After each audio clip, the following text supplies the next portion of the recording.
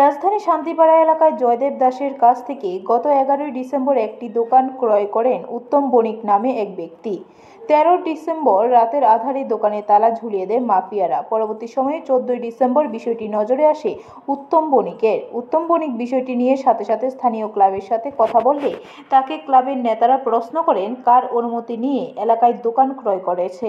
এভাবে ক্লাবকে না জানিয়ে দোকান ক্রয় করা উত্তম বণিকের ভুল হয়েছে, তাকে নাকি ক্ষমা চাইতে হবে। তারপর শান্তিপাড়া ঐক্যতান যুব সংস্থা ক্লাবে তিনি চিঠি দিয়ে অনুরোধ জানিয়েছেন, কিন্তু কোনো রকম সদুত্তর মেলেনি। ক্লাবের মধুসূদন সাহা এবং জয়ন্ত সাহা নামে দুইজন ক্লাব মাফিয়া চাপ সৃষ্টি করছে দোকানটি ক্লাবের হাতে তুলে দেওয়ার জন্য, কিন্তু তাতে উত্তম বণিক রাজি না হওয়ায় তার দোকান থেকে তালা খুলছে না ক্লাবের দুই মাফিয়া। অবশেষে মঙ্গলবার তারা ভেঙে দোকানে প্রবেশ করেন তিনি।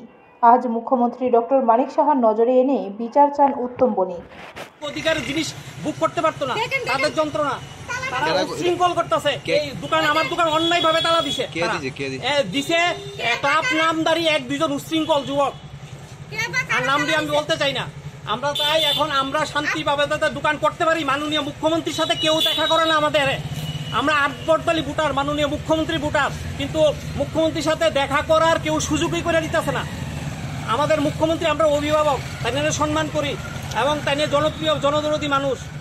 মুখ্যমন্ত্রী বারবার কইছে মাফিয়া মুক্ত সরকার করতেছে, মাফিয়া মুক্ত সরকার করতেছে, কিন্তু আমরা এই মুখ্যমন্ত্রী এলাকার বাস কইরা মুখ্যমন্ত্রী এলাকার ভিতরে আমি দোকান কিনা আমি নিরাপদ না।